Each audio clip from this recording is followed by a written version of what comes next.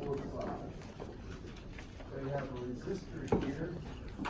They have a current source here.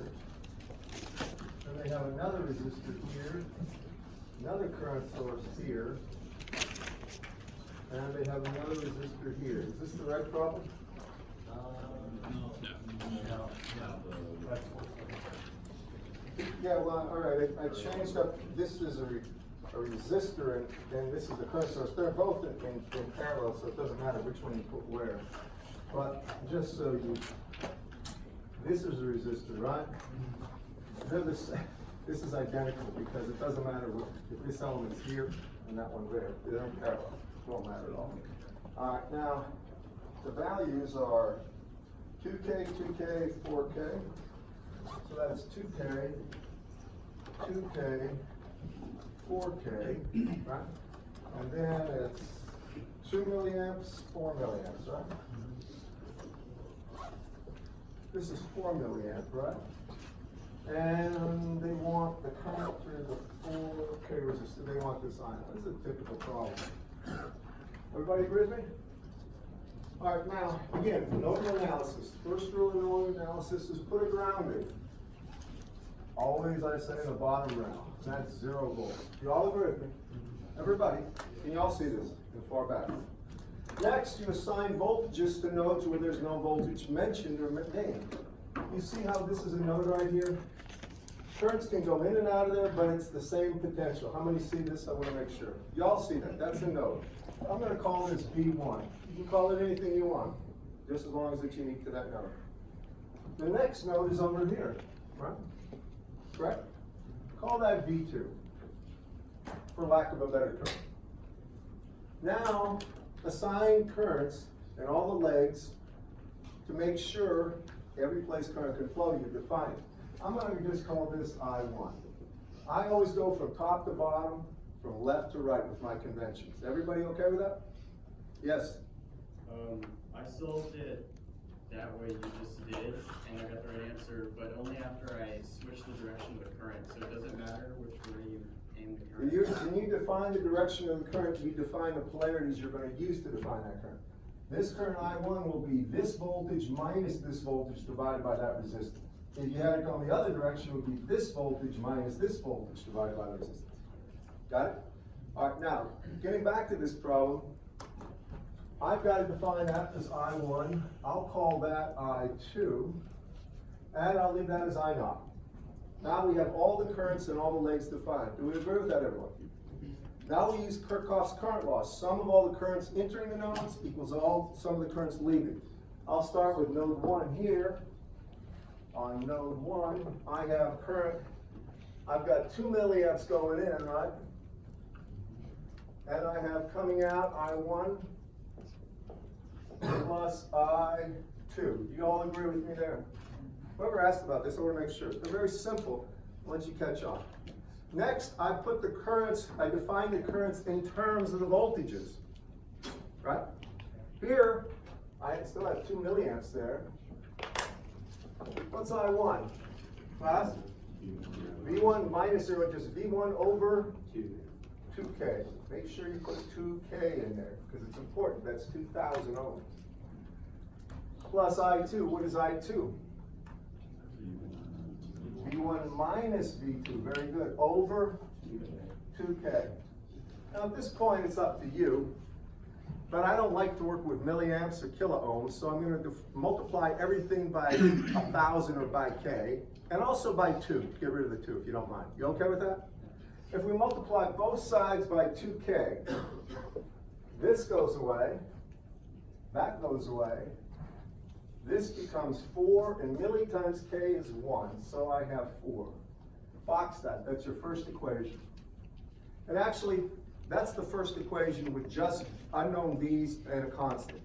Now you collect the coefficients. Usually what you do is this, you're gonna put, let's see you have 2V1, so it'd be 2V1 minus V2 here equal 4. That's actually probably a better first equation, because that's in a form you can go in your calculator real easy for matrices. Understand, everyone? Next equation is going to be a node 2. And for node 2, what do we have going in, class? We have what? I2 plus 4 millis going in. And what's coming out? I0. Now, this is my own preference. You don't have to do it this way. But before I start putting in the unknown voltages, I'm going to take that constant over to that side and take that current on this side, okay? That's my preference. So I'm going to write I2 minus I0 equals minus 4 milliamps. That's my convention only. You don't have to do it that way. You can sort it out later. Now after that, what I'm going to do is replace the unknown currents with the voltages that cause them. So what is I2, class? It's V1 minus V2 divided by 2K. Right, 2K. Minus, and what is I0? V2, right? V2 over 4K. And that equals 4K ohms. I'm not putting the ohms in because K implies ohms after it, all right? And then that's equal to minus 4 milliamp. Now, you do this, at this point, it's just a matter of organizing things. You can do it any way you want. Personally, when I look at that, I'm going to multiply everything by 4K. That'll get rid of the K and put the milli to 1, right? And we'll get rid of any fractions. You all see this, class? So if I multiply everything by 4K, this goes. Then, this is going to be multiplied by 2. So that's 2, and that's 2. And then what happens is the milli and K cancel, and I have minus 16. Do we agree with that, class? Right? Yes. Now I go ahead and I simply simplify this, and I have 2V1 minus 3V2 is equal to minus 16. And that's my second equation. And now you can put them in terms of a matrix, and this is the way I suggest you get used to doing them, because you're going to be doing complex numbers with matrices to get solutions. So next, what happens is, for my matrix, I'm going to have 2 minus 1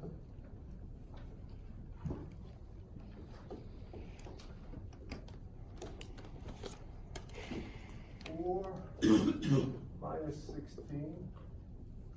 Down here, I have 2, and I have minus 3, right? Correct? And that's a matrix definition of a solution. Do you all agree? By the way, you don't have to do it this way. I choose to do it this way. Now, you have calculators, do you not? Correct. Can't you input this in your calculator very easily? We don't have to do it with a calculator. We can do adjunct over determinant to find the solutions using Kramer's rule back in the day when you had to do crap. But you've got calculators, right? So, or better yet, for this one, probably the simplest thing to do is take 2V1 here is equal to 4, right, plus V2, and substitute it into there. So I have 4 plus V2, right, minus 3V2 is equal to minus 16. You can plug this in your calculator and tell me you don't get the same thing. So then I take 4 to the other side. There is going to make that minus 20. And then that's going to be minus 2V2. Or I have V2 equals 10. Did y'all get that? People, how many got that? Did this part? I mean, your calculators are good.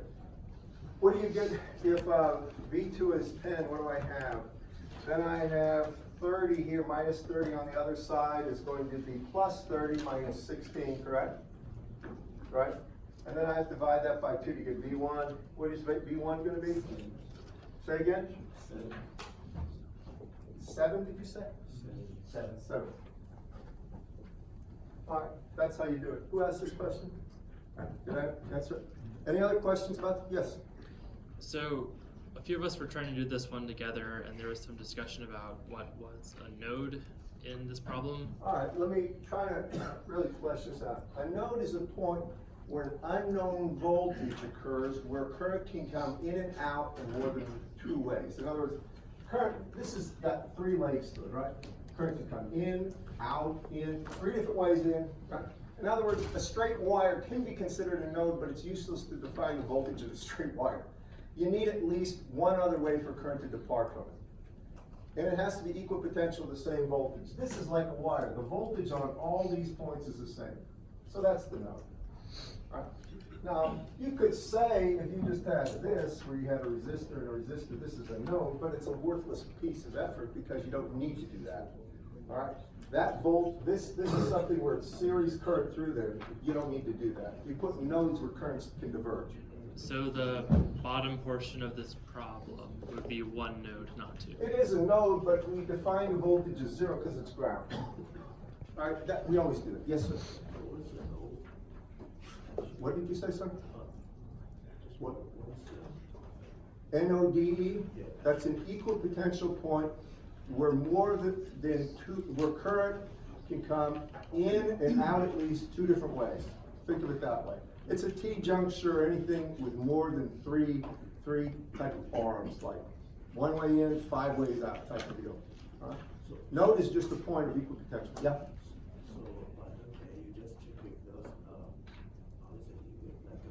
I could not understand. So if you look at the diagram and you see that's not enough factor T, You mean here? yes. That's a node 2. That's the second node. That's what these numbers mean. N1 and N2 are node 1 and node 2. That's the designation. Any other questions about this? All right. What other questions do you have for me? I think we got a few. 2.48. All right, give me a second. And by the way, your calculators are made to solve these things. Your engineers, they live in a matrix world. They love that stuff.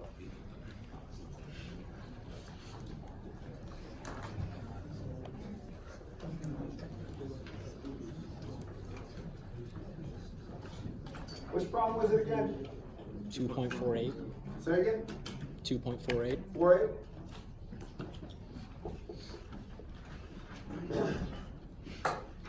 This is where you get to learn this stuff, by the way, no problem.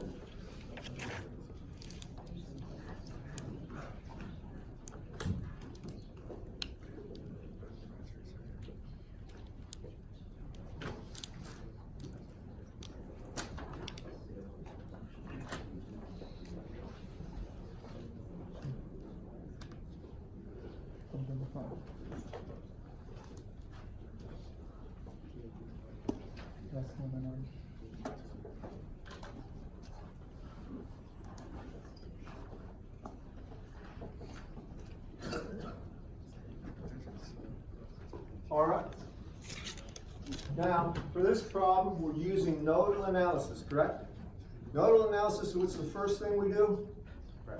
Put in a ground, yeah. Put in a ground. Unless there's a real good reason not to, put it on the bottom row, where you have the most things in common. There's 3 legs to that, 3 different junctions, right? This is as many as you're going to get anyway. Follow me? Now after that, assign unknown voltages. Well, the voltage here is known and it's not a node, it's 12 volts, isn't it? Only one unknown voltage in this one right here. And we're going to call that V1. And that is at node 1 too, by the way. Okay? Everybody see that, people? Far back can you see it? I got to make sure the back there you guys can. If you can't, you yell at me. All right, now with that in mind, we have to define currents. These two are already defined, aren't they? I take it and I do currents this way. I'll call that just I1. I always go top to bottom, left to right. If they're negative, so be it. Turn them around, and they're positive. All right, that's as easy as it gets. Now for this one, there's only one equation. What's the sum? How much current is going into this node? Class? None. 0, right. How much is coming out? All of it. We have 2 milliamps, right? We have plus I0 plus I1 equals 0. You all agree with me there? Here's what I do. I take that constant, put it to the other side. That's just me. I take the 2 milliamps, put it to the other side, make it minus 2 milliamps. You don't have to. I do. I do it that way. What's next? Well, now I define the currents in terms of their unknown voltages, correct? What do we get for I0? Is what, class? V1 V1 over 2K. And what is I1? Class? Minus 12, right? Because that 12 is with respect to ground, divided by 1K is equal to minus 2 milliamps. Do you all agree with me? Class, everybody? All right, now, I'm likely to multiply everything by 2K. You all agree that's probably the easiest? So if you multiply by 2K, you get rid of that. And then you have to multiply this by 2. And I'm going to write here, I'm just going to put a 2 and a minus 24. And since I multiplied by 2K, the K and milli will cancel. And I'm left with minus 4 here, right? Does everybody agree with me? All right, now at that point, what happens? Well, I take the minus 24 to the other side, becomes 24. 24 minus 4 is going to be 20. And then I combine these, so I have 3V1. Or I have V1 is equal to 20 over 3. And that is 6.8, is it? Something like that. Whatever. Y'all see that, class? How many agree with me? All right, are you with me with what I've done there? I hope that answered your question, whoever asked. Did he get it for you? All right, no other problems. Anything else? One quick question about this one. So it's, you changed it, it was I9, it's what's going into the node is I9 plus I1, and then. No, nothing's going in. No, The way I run it, isn't everything coming out? yeah. All right, everything's coming out, so zero's going in. 0 equals everything coming out. Yes, Will you go over 2.41? I will, but behind you, somebody asked the question. Yeah, so for 2.41, there's just, oh wait, actually, never mind. Feels so much better. 2.41? And students answer their own questions. By the way, who's recording me? All right, great job. See you after class. Did I get you all the information about you gotta send me a link. Did you send it to me? No, I did not. Well, you need to, so I can post this. I wanna make sure everybody can get on a Facebook page and a YouTube thing, so that if you have questions, post them to the class. You'll be surprised how many students interact and how your questions get answered faster than you can put them up half the time. Yes? So you're creating an arbitrary direction for that I1? You gotta pick the direction. I always go from top to bottom. If it's vertical, from left to right, if it's horizontal. That's just, you choose. Yeah. If you have a certain number of currents going into a node and another number of currents going out, would you say that one going in positive and one going out? No, you don't know. You just assign the direction. They might be negative going in and positive going out. I mean, or positive. You don't really know until you run the math. You don't know.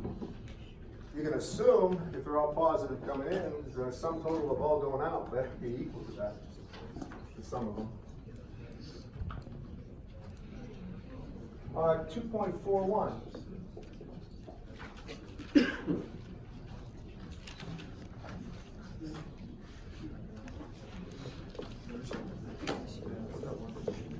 Oh, this is equivalent resistance. All right, pay attention to this one, guys, because this one sometimes will fool you.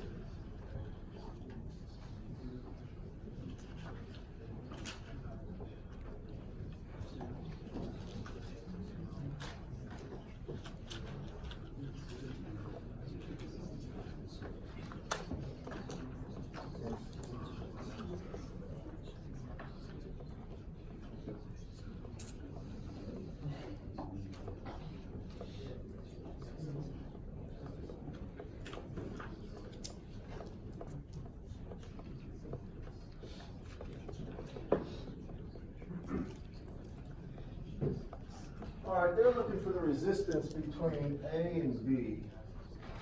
So they're looking for RAB. Now, I'm going to show you something. Please watch this. If you're wondering what's in parallel, if you take a marker of a certain color and start at one terminal, and go until you hit a resistor, don't go through the resistor.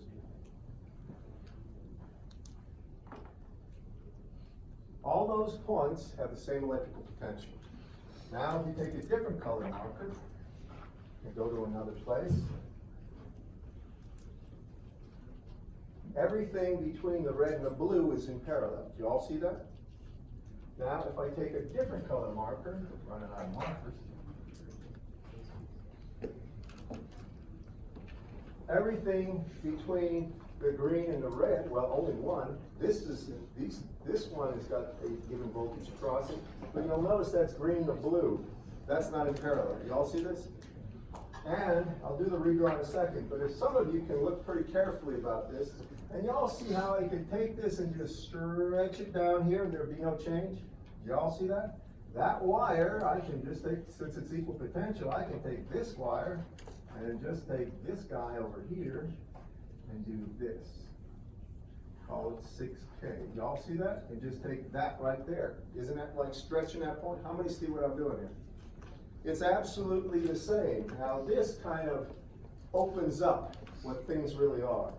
You see these two are in parallel here? How many can see that? Who asked this question? You see it? If those two are in parallel, what is it? Well, it would be 2 times 6K or 12K squared over 2 plus 6K or 8K, right? So 12 by 8, right? 6 by 4, 3 by 2, 1.5 ohms. How many see that? That would be the value. I mean, do y'all see what I'm doing here, putting in parallel? It's R1, R2 over R1 plus R2 is one way to calculate it, right? Do y'all agree with me?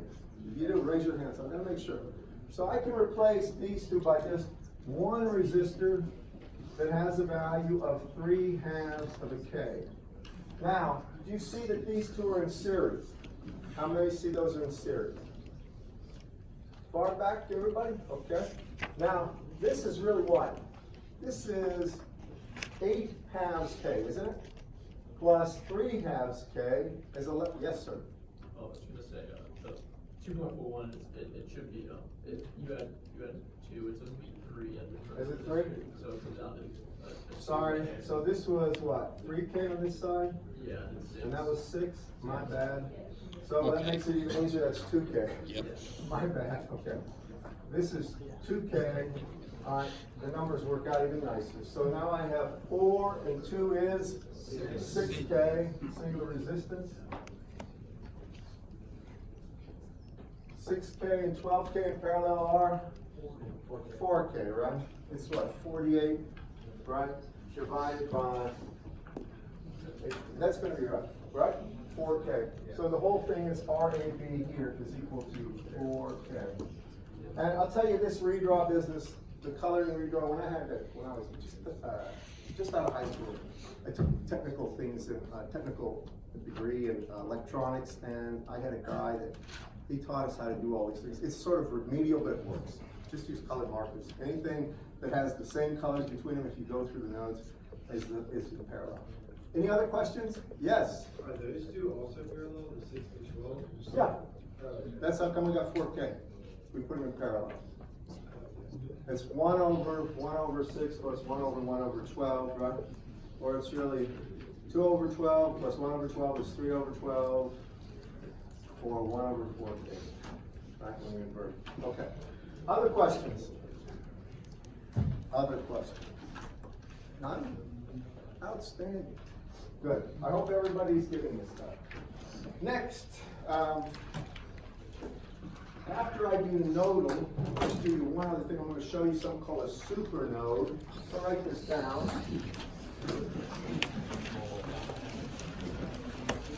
Nothing fancy. It just means you have a voltage between two nodes, not a resistance. So I don't want to use the word supernode. I didn't choose it. They did. Here's what it amounts to. Suppose you have a voltage here, plus or minus V1, grounded. I got a resistance here, got a resistance here. Call this R1, R2. But then I have a voltage between two nodes. That's some V. I'll call it V0 here.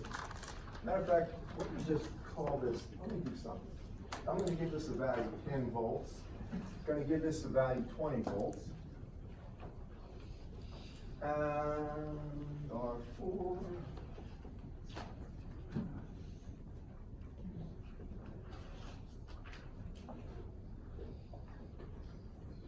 R5.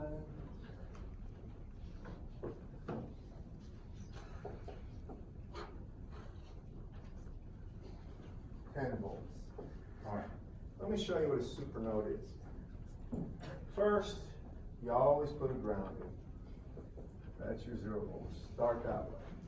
Next, identify the node voltages, or the nodes. So here's my first node right here. I'm just going to call this node 1. I'm going to call that V1. Here's node 2.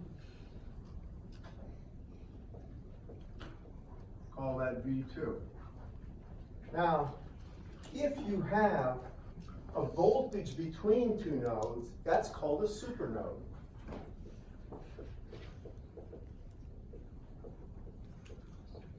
That means a voltage between nodes. So, what you do then is this. We know the current going into a node is equal to the current going out of a node, right? Now we make a giant node that includes the two nodes that are where the voltage is between.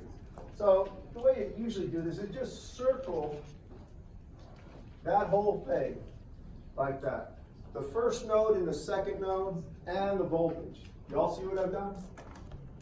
And this is what it amounts to. All the currents entering that supernode are equal to all the currents going out of it. Follow me? So here, I'm going to list this as I1. This is I2. This is I3. Yeah. This is I4. And it doesn't matter how you label it, but that's my choice. And now what I do is say all the currents going in. So I say I1 here goes in and nothing else goes in is equal to I2 plus I3 plus I4. That's your first equation. That should make sense. Whatever goes in comes out. By the way, that's true no matter how big of a circle you cast there. If you put a circle like that, all the currents going in would be equal to all the currents coming out. Follow me, class? Always works that way. Now, the next thing you do is define V1 in terms of V2. Can you see that V1 is equal to whatever V2 is plus 20? Do you all see that, class? V1 is whatever V2 is plus 20 volts. How many see that? Right? Because that's a minus to plus. That's an increase of voltage. Do you all see that? So that's equal to V2 plus 20. And now those two equations dictate the solution to this. And I'm going to write it. All right? I'm assuming that's 10 and that's 10. And let's assume all the resistors are 10K for now. All right? Give me that. So just assume R1 equals R2 equals R4 equals R5 equals 10K. And we'll start, first I'm going to start here, so that means I have V1 minus V2 is 20. And I'll call that the first equation. My second equation is going to be this, but I'm going to go ahead and put our currents in terms of unknown voltages and resistances. Are you with me, everyone? Far back, can you all see it in the far back? All right, what do you get for I1? Look at that. What is I1, people? Say it. 10 minus V1 divided by 10K. Yeah, just use the 10K. That goes into, what comes out of I2? What is I2? Over 10K. I'm going to leave it as 10K. All right. Then it's what? Plus I3. What's I3? People? V2 over 10K, correct? Can you all see that? I3 is V2 over 10K. You all see that? Finally, what's I4? Minus 10, right? V2 minus 10 over 10K. You all agree with me? All right, what's the beauty of choosing 10K or any K? Let's multiply everything by 10K. Boom, it's gone. Now, usually that isn't the case, but in this case, it's a wonderful case. It's gone. Now, can you see that these two equations are easily solvable? How many see that? We can put this in terms of a matrix, and when do we get to that? I'll leave 10 on that side, which is going to be this side. And then for V1, I take minus V1 becomes plus V1, so I have 2V1, right? And then I have 2V2 equal 10. And I have V1 minus V2 equals 20. Can you all solve that, class? How many can solve that? Sure, it's a straightforward one, right? But that's how you solve a problem with a supernode. Got it, class? Everybody okay with that? Yep. So that's the supernode in a nutshell, and they're nothing to be worried about. Most of these things just require you to manipulate things a little bit. They're not hard to do.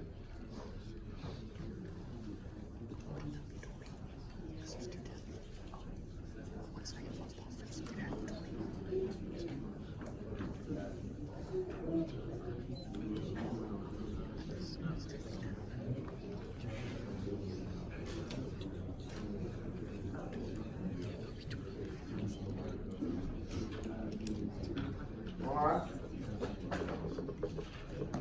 Now, I want to show you mesh analysis. And mesh analysis uses Kirchhoff's voltage law. Remember the two laws. Current law, all the current into a node is equal to all the current out of a node, right? Voltage laws is the sum of the voltage drops or increases around any closed loop is zero. So I want you to pay attention to this. Now this is a little trickier, be attentive here. You can get lost in this one. So generally speaking, I'm going to start with a general kind of drawing that you used to. Actually, let me put a voltage right here. I'm going to put some voltage plus or minus V1 here. A resistor R, R1. Then let's put another resistor here. Then a resistor here. And a voltage source here. I'll call that R1. Make this R2, R3. And make this plus to minus V2. Now here's what happens when you do mesh analysis. You don't need a ground. All right, you can put one in if you want, but it doesn't do you any good, really. If you want to put a ground in just because it's probably a good thing to do, you can. But now you assume unknown currents swirling. So we're going to assume in this little mesh, this little square block is called a mesh right there. Currents can circulate in it, some unknown current. We're going to call that unknown current I1. And some currents can circulate here, I2. Now, the way I put I's in here, these are going to be circulating currents that circulate all the way around. I always go in the clockwise direction, unless there's an overwhelming reason not to. Do you follow me on this, class? These are unknown currents. The thing about this is right here, the net current flowing down would be I1 minus I2 right here. Follow me? So these currents are called mesh currents. The current, this part, and this part are I1. But down here, the current through that middle leg is I1 minus I2 if I'm talking about the net current down. How many see that? With me? All right, so this is called a mesh current, and I assign it by taking a current through the smallest little, what you would call contained cell. All right? Now, when you do this, remember, this is called mesh analysis or loop analysis. Call it mesh/loop analysis. The way you do it is now we sum voltages. The sum of the voltage drops around enclosed loop is zero. Don't worry about that. I'll show you what I mean. Just get ready to write and watch. So what I do is I pick a point in one of the loops. This is going to be in the first loop. So it's loop 1. And I start at a point. I usually start at the lower left-hand corner. Just my convention. I go clockwise. I'm going to go all the way around here, and so the voltage drops or great gains. When I start here, when I go from a negative to a positive, that's an increase. So there's a plus V1. I got an increase of V1. You all see that, class? Now I have a decrease here because the voltage here is gonna be I1 times I1. So VR1 would be equal to I1 times R1, but it's a decrease because I went from the plus to the negative. Y'all see this?